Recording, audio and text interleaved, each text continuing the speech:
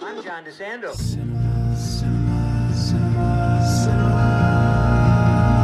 Classics, let's go to the movies and share some popcorn, soda pop with our friends.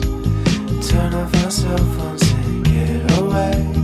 Night or day, it's John DeSando on the radio. We'll watch the credits from up high and low. Cinema Classics on Cinema Classics is produced by John DeSando. It airs Thursdays at 8:01 p.m. on WCBE 90.5 FM. Listen to shows and read reviews online at WCBE.org. I'm John DeSando. And I'm Mary Yerina. And this is Cinema Classics. Mary, probably 30 years ago, my son and I had quite a struggle to decide whether we were going to see Field of Dreams or not, because it was 3 hours. Now, can you imagine worrying about that? But at that time, there weren't that many 3-hour movies. Now, we've had big ones and long ones, but never 3 hours.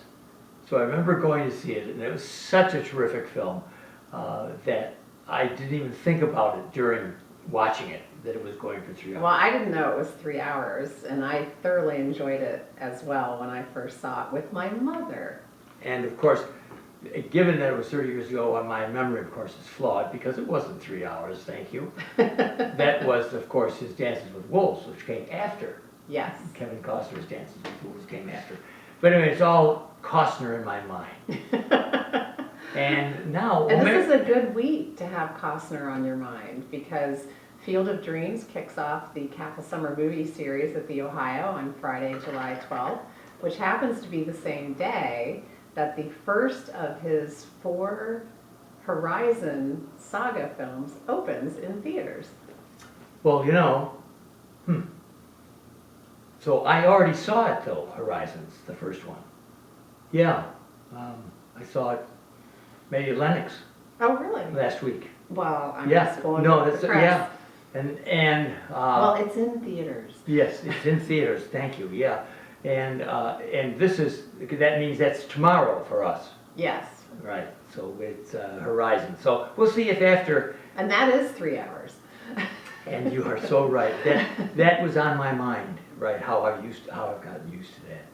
But And when- it's common today with Oppenheimer Oh. and Killers of the Flower Moon. You were so right. Just and these people are such geniuses that I don't complain anymore.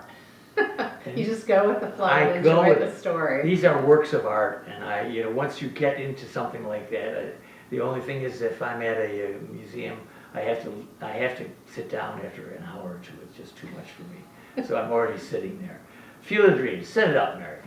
So Field of Dreams is based on the book Shoeless Joe by W.P. Kinsella and was adapted for the screen by Phil Alden Robinson, who also directed. Mm-hmm. And we have a young family, Ray, Annie, and their daughter Karen, who have bought a farm, having never been a farmer in Ray. And one day out in the field, he hears the voice, "If you build it, he will come."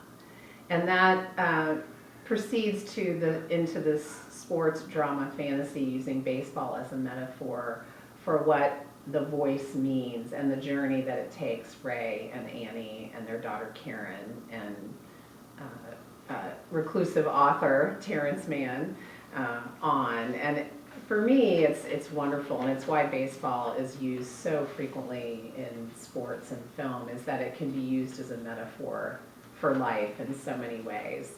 And I found this to be true with this film, specifically as it relates to unresolved issues that Ray has with his father, but you also learn along the way with all these other people who get involved, from Shoeless Joe Jackson and from Terrence Mann, the reclusive author, that they also have dreams that haven't been resolved, or desires that haven't been resolved. And even Moonlight Graham, doctor, who becomes a doctor later in life.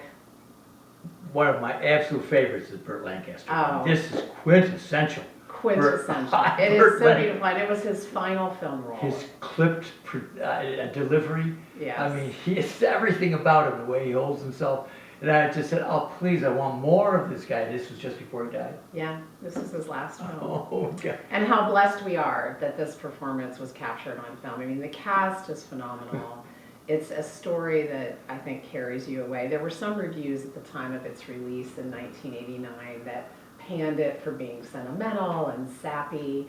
But in terms of the story and it being universal across time, I think that's probably why it's been chosen as a classic as part of the Kappa Summer Movie Oh, Series sure. this Yeah, year. it starts off the series. And you know, Mary, there are few movies as corny as this one. Do you mean that literally as in the cornfield or corny as Thank in you. Very good, sentimentality? very good. That's why I love you so much, because you pick up on every little thing that I say that's right or wrong, but you got it. But anyway, it is so utterly sentimental. It's egregious. And so you say to yourself, John, why are you thinking about it so favorably? Because it's done well. It's done very well. It's written very well. Oh, The cast is phenomenal. You have Kevin Costner as Ray, Amy Madigan as Annie, a very young Gabby Hoffman as Karen, their daughter. You have a supporting cast that includes Timothy Busfeld, and you have James Earl Jones in the role of Terrence Mann, and you have Burt Lancaster in the role of Doc Graham or Moonlight Graham, and also played in a younger version by Frank Whaley. And the cast is just phenomenal. well, you did mention Ray Liotta, I hope. Oh, I forgot to mention Well, Ray. yeah, in one of boy. his early film roles Oh. as Shoeless Joe. If you didn't think he had star power, look at him. What a great choice. Well, he truly commanded the field Oh. when he was on the field. Yeah. And cast at a fairly young age, and younger than they envisioned the character. The producers of the film went ahead and decided to cast him because they felt he was just enough menacing and not soft. It's always the way he is. Yeah. And just kind of on that edge. But you come to love him and respect him as the journey of this film goes on.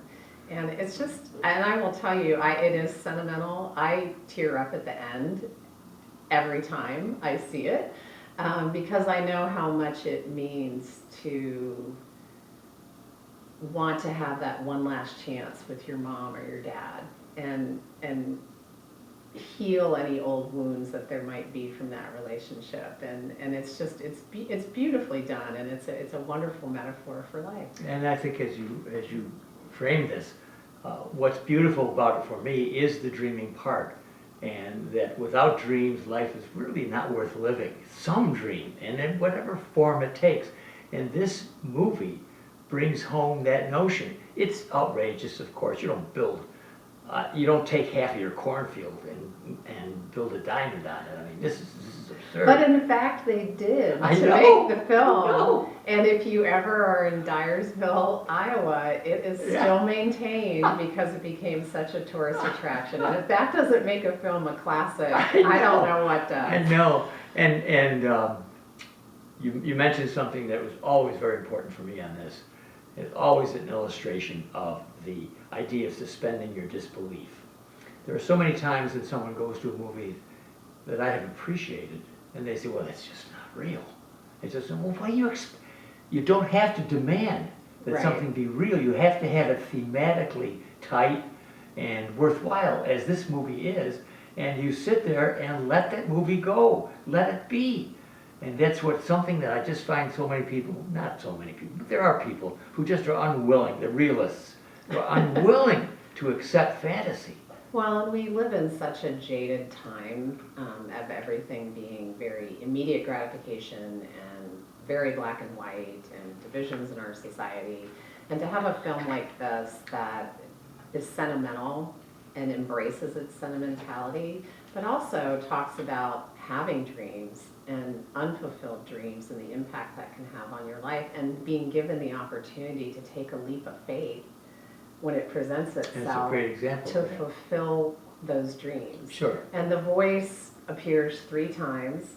In addition to if you build it, he will come. There's ease his pain and go the distance. They all piece together to help bring us to the conclusion of the film. And interestingly, who the voice is has I know who the never voice is. fully been revealed, Oh, although Mary. rumor has it that it was either Kevin Costner or it was Ed Harris, Amy Madigan's husband. And I've heard that it was Ray Liotta.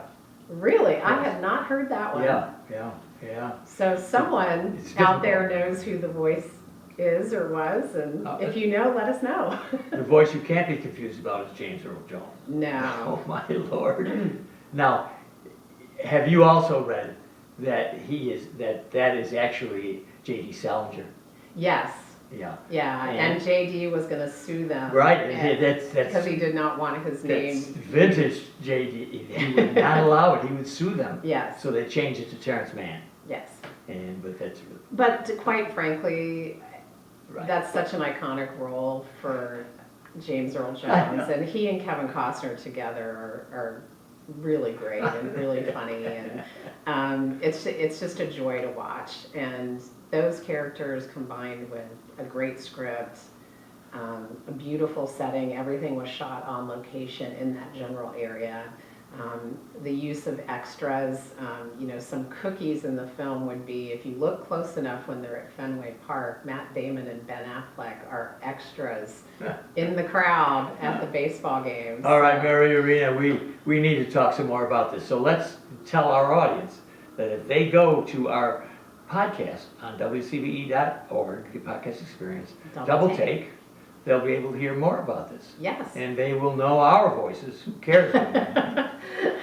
I'm John DeSando.